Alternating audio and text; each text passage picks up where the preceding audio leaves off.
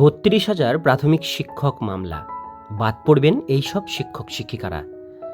আজকে ভিডিওটির মধ্যে আদালতের নির্দেশ দেখে নিন কি বলা হয়েছে সেখানে।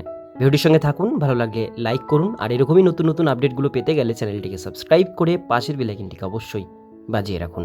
তো চলুন ভিডিওটিকে শুরু করা যাক।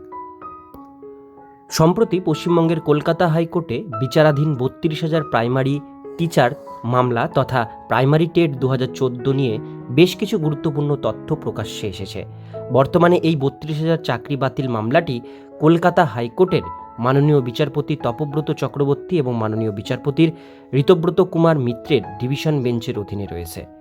এই মামলা নিয়ে একাধিক জট ঘনীভূত হয়েছে, যার ফলে এই প্রতিটি শুনানি গুরুত্বপূর্ণ হয়ে উঠেছে।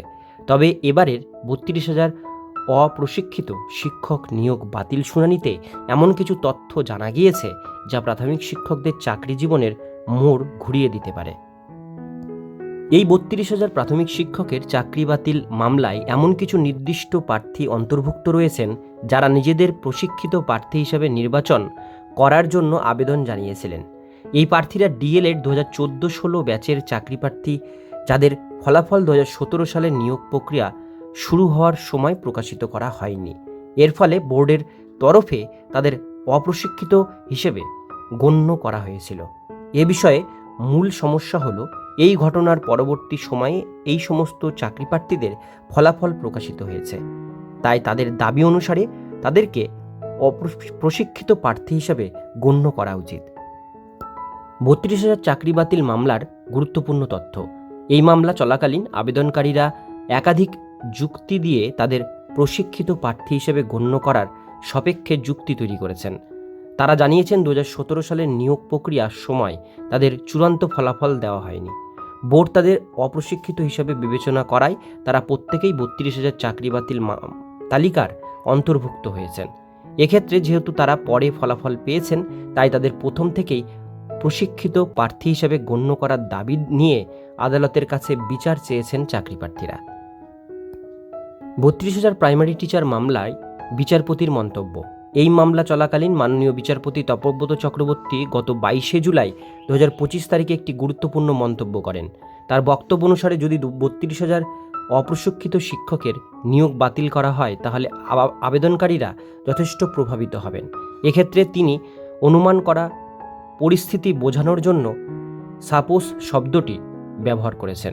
যেহেতু মূল মামলা এখনও বিচারাধীন রয়েছে, তাই এখনও পর্যন্ত কোনো বক্তব্যকেই চূড়ান্ত হিসাবে বিবেচনা করা অনুচিত। ৩২,০০০ প্রাথমিক শিক্ষকের চাকরি বাতিল মামলার ভবিষ্যৎ। গত 24শে জুলাই 2025 তারিখে কলকাতা হাইকোর্টে ৩২,০০০ চাকরি বাতিল মামলাটি তালিকার প্রথম দিকে উল্লেখ করা হয়েছিল, তবে তেমন কোনো আশানুরূপ ফল পাননি কোনো পক্ষের তরফে।